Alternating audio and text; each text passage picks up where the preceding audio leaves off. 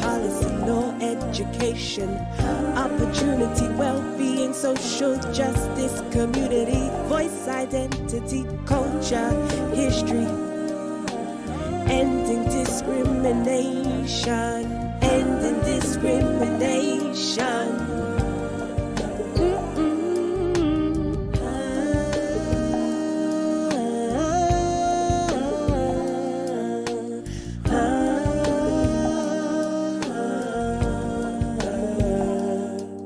It's deeper than hair. It's deeper. It's deeper. It's deeper than hair. It's deeper.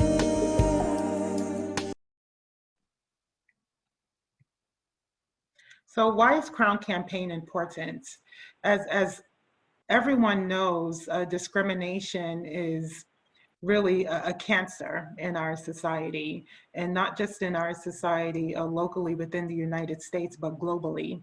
And in the literature, discrimination has been shown to be linked with adverse well-being, health, social justice policy, economic opportunity, employment, social justice, education, law, identity, culture, history, as well as community voice. And so with Crown Campaign, we're really seeking to end discrimination, racism, and injustices of all forms. We see our co-founder, Shemeka, in DC. She was there earlier this year, really working on behalf of Crown Campaign, so we see her picture. We also had a panel at New Jersey, Rutgers, looking at the links between public policy and ending discrimination in collaboration with Dr. Patricia O'Brien Richardson. And actually, Shemeka, please share some of the experiences in DC as far as what was done with Crown Campaign. Yes, we had the opportunity to amplify the Crown Campaign in support of the Crown Act in DC with our Black Women's Roundtable Partnership for the Lobby Day and Summit that we participated in. We had a group there that we amplified and did some education around what the Crown Act is and how we are amplifying ways for us to create policy and amplify our advocacy around creating space for the Crown Act in our communities. And then we also had an opportunity to thank Senator Cory Booker for his part in pushing and introducing the Crown Act bill at the federal level.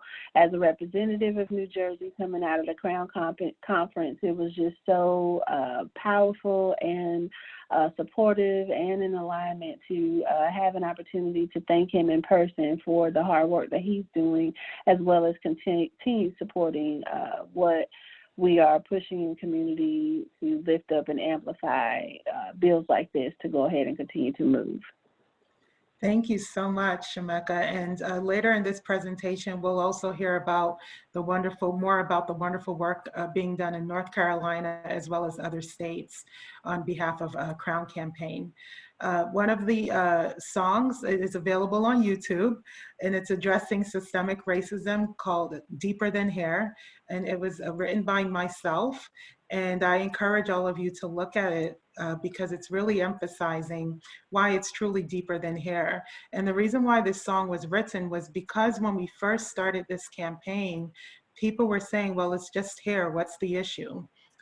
It's not a serious matter. There are more pressing issues in the Black community. And we had to show through the evidence-based research and through capturing the voices of those with lived experience, that this is truly deeper than hair. It's impacting all aspects of our lives, including employment, our health, including how policies are made, because they're made through a lens of racism. And so, and also showing the historical roots.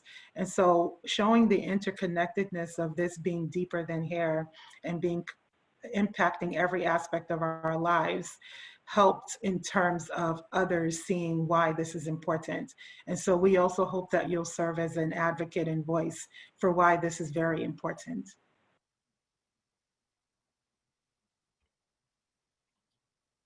And so these are the Crown Campaign principles, which Shemeka will highlight.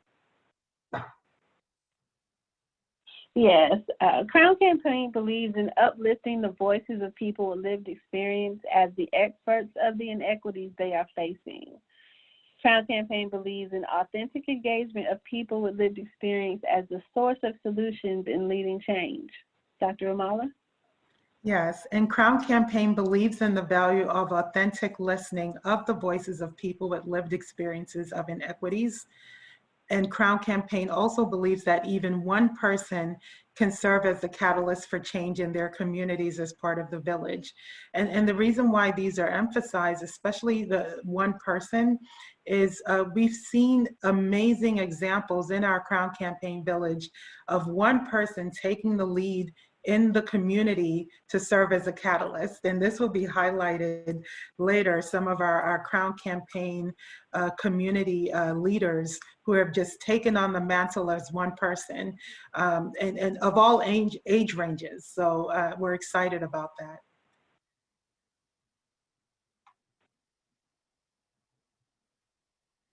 So what does it mean to engage people with lived experiences of inequities? And we wanted to really break this down because we didn't want to assume that all understood what it meant to engage. And so with engaging people with lived experiences, these are people who have a personal understanding of the inequities and solutions to bridge inequities within the system. So for example, when Shemeka and I shared our hair story, we have a personalized experience of hair discrimination and how that interacts with systems such as employment and in the school environment and also in other areas. And so our personalized lived experiences has helped us to formulate solutions through the co-creation of Crown Campaign. People with lived experiences also have knowledge on a system, process, or issue from the perspective of those affected by or trying to engage with that resource. And so we've highlighted in our hair story examples of how we were seeking to make change, because it's not right, for example, for me to be informed in a professional development workshop that I don't want my hair to distract from my excellent qualifications, or for someone to feel comfortable invading Shemeka's space by just touching her hair. That's not right. And Shemeka? People with lived experience play an integral role in helping individuals and organizations relate to community. This is so important because we know that there are people, community that identify as leaders that are doing this work. They're amplifying this, and we have an opportunity for partnership when we find those people in the community that have lived experience facing inequities. For the work of Crown Campaign, we are engaging people that lived experience in discrimination and injustices, as well as those with the knowledge of others impacted by discrimination and injustice, and that includes hair discrimination. So whether this has happened directly to you, with you, or someone in your family, someone in your community, this will help support and amplify an opportunity for them to have their story told and become part of creating change so that this inequity will discontinue its power within that individual's community.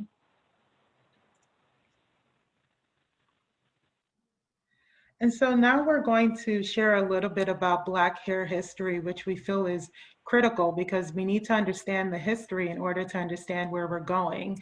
And this is informed by the work of Dr. Patricia O'Brien Richardson, one of our Crown Campaign community village partners, who also leads Curls on the Move and is also a professor at Rutgers University. And so as part of the history, Black people have a rich history with hair beginning in Africa. And in the earliest African civilizations, hair was considered a cultural marker used to indicate age, marital status, wealth, rank, as well as tribal affiliation. And so what we see within the American society is that hair has historically been used as a tool for systemic violence against Black men and women, and has also been used as a way to stigmatize for hair, as well as produce acts of racism due to the hair. Shemeka? We also have the pleasure of seeing here, based on Dr. Richardson, Brian Richardson's work, the understanding of where this language came from. She talks about during the colonial period and later in Jim Crow that terms like wild and uncouth and messy and sweaty and naughty and dirty was often equated to wild behavior, signifying insanity. And similar words that you will also find, like unkempt, wild, messy, nappy, unprofessional, are perpetuating structuralized and systemic racism in the workplace and school grooming policies today.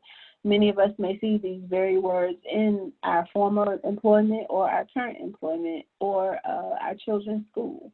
So we have to be mindful now that we can see where it came from to have this opportunity to create change in policy. Yes, and I have to say, in the numerous conversations that Shemeka and I have had with those impacted by these discriminatory practices, many were not aware of the colonial roots of these policies, and that's why we encourage you to share this and share it forward, that these systemic inequities are truly systemic and based on historical roots of oppression. And in order to address these historical roots of oppression, it requires policy change as well as advocacy, which is what we're doing as part of Crown Campaign.